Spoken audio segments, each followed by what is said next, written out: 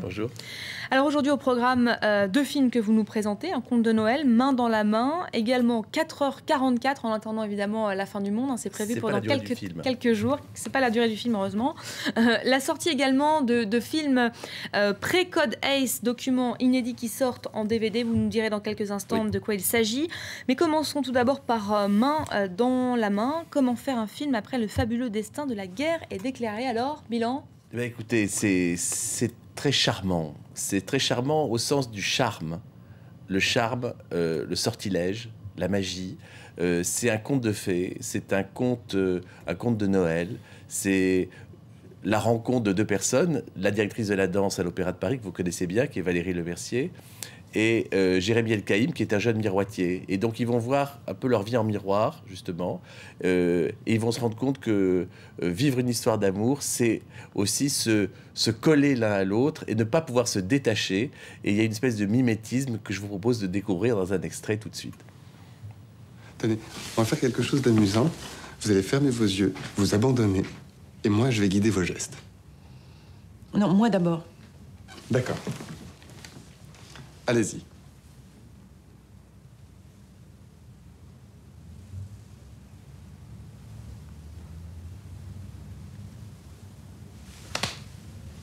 Oh, c'est pas très gentil, ça. Oh. Bon, à mon tour. Mais non, c'est bon, on a vu. Quoi? Mais que ça fonctionnait. Non, non, non, non, à mon tour. Fermez les yeux. Allez. Fermez les yeux. N'ayez pas peur.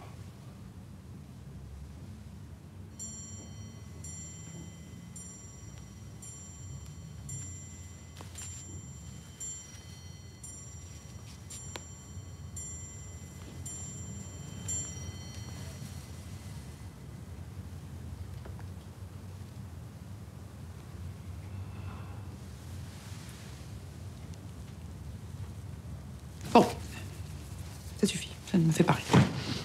Vous les choisissez bien vos extraits, Alain, dis donc. Non, mais vous savez, ce qui est très charmant, c'est que Valérie Donzelli et Jérémy El-Kaïm sont indétachables. Elle a fait 3 films, c'est son 3e film. Donc le premier, c'était La Reine des Pommes, le deuxième, c'est La guerre est déclarée. Et je crois que son inspirateur, c'est le père de ses enfants, Jérémy El-Kaïm. Et je trouve que c'est ce qu'il y a de plus joli dans ce film, c'est cette proximité, ce côté indétachable, justement. Elle joue sa sœur qui doit faire un ballet un peu ringard, entre guillemets, et il va être confronté à la femme qui est le contraire de ça, qui est Valérie Lemercier, donc il joue la directrice de la danse à l'Opéra, qui est draguée par le ministre de la Culture. Enfin, tout ça est à voir comme un conte de fées, et à voir. Un autre film, le deuxième cette semaine que vous nous présentez, 4h44, c'est le titre de ce film, hein? C'est le titre, oui, c'est l'heure de la fin du monde. Même si on dit qu'on ne saura ni le jour ni l'heure, là en l'occurrence on le sait, c'est Abel Ferrara qui, après ses quêtes mystiques, là nous emmène vers l'apocalypse, hein. Alors il y a d'ailleurs, je signale qu'il y a un festival en ce moment pour les Parisiens au Forum des Images sur tous les films de l'apocalypse, et qu'il y a jeudi à 17h10 une édition spéciale du Journal de la Culture sur les films d'Apocalypse. Et Ferrara est un personnage vraiment intéressant. Et là, il propose une option justement de chaîne d'information. Qu'est-ce qui se passe au moment de la fin du monde? Je vous propose de le voir tout de suite. We were talking a lot here in the newsroom about how to deal with these final minutes. I've been in this chair bringing you the news literally thousands of times. Honestly, I don't want to spend my final minute on Earth here. We want the people who work here to be with their loved ones. There was a spirit in New York after the September 11th terrorist attacks that was about caring and giving. We have seen that again today under these unimaginably tragic circumstances. Al Gore was right. By the time we realized what we'd done, we had already ruined the planet, and today it doesn't matter where you live or how much money you have. We are all about to face the same fate at the same moment. My family's waiting for me now. There's nothing more for us to say here but to repeat what we have told you. We don't have much time left. You don't need me to sit here and tell you how tragic this is. So this is the end of our commentary. We are going to fill the screen with live camera views from all over the city, and we will leave those pictures up until the end. Alors, donc, nous étions sur l'antenne de France 24. Elisabeth Alain, comment annonceriez-vous la fin du monde? Ça tombe bien, je ne travaille pas ce jour-là, donc je me défile.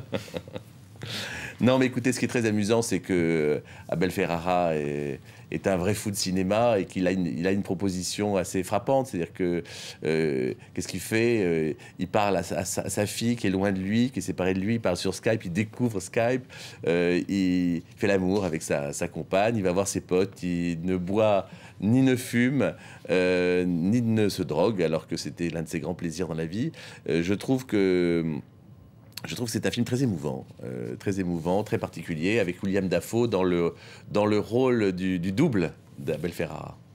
Alors, plein fort maintenant sur ces sorties de DVD, ceux de films pré-Code Ace. Alors justement, on va commencer par rappeler, Alain, qui était Will Hayes. Eh bien, Will Hayes, c'est un personnage dont on entend parler 1000 fois et qu'on ne voit jamais. Eh bien, là, on va pouvoir le voir. Donc, je vous propose dans un premier temps de découvrir qui était donc Will Hayes, qui était l'inventeur du Code Hayes, un code de censure du cinéma américain, payé par Hollywood comme une star de Hollywood. Voilà un extrait tout de suite de ce documentaire. Oui. In a bid to head off government censorship, studios created a new organization to self-police Hollywood practices. It was called the Motion Picture Producers and Distributors of America. To lead it, they chose a man of unimpeachable moral character, former Postmaster General Will Hayes.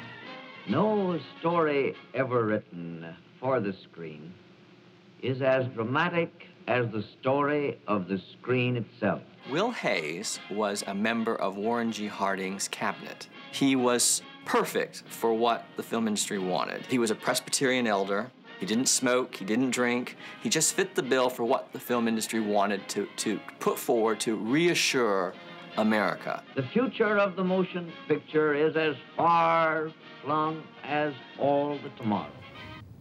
Voilà, des documents précieux. Ah bah oui, parce que ça, je dirais, moi, j'avais jamais vu ça. Je suis très content de le voir. Alors, il réédite, je crois, une trentaine de films. C'est Warner Bros. Alors, n'allez pas le chercher chez un marchand de DVD. Je crois qu'il faut aller sur le site de Warner Bros. On essaiera de mettre les informations sur le site de France 24. Mais c'est vraiment très intéressant parce qu'il y a des films...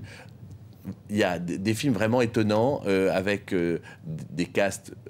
dément, et que je suis très content d'avoir revu parce que on se rend compte de la liberté, de la fantaisie, du délire qui pouvait exister dans le cinéma américain des années 30, et on est très très loin du politiquement correct qu'on peut connaître aujourd'hui. Et donc il y a même un côté vraiment trash, hein, et il y a une incitation à la débauche qui est très inattendue et qui a terriblement choqué d'ailleurs les ligues de vertu américaines qui ont fait que ce Code Hayes a existé. Parce qu'il faut savoir qu'on ressort de la grande crise, hein, c'est des films qui existent entre 1930 et 1934, et il y a un déchaînement de passion, d'érotisme, de fantaisie, et il y a un film en particulier avec Barbara Stanwyck qui est absolument remarquable, et il y a aussi un film qui s'appelle en français L'ennemi public avec Clark Gable, moi que j'aime énormément, qui est une vision de la politique et une vision du gangstérisme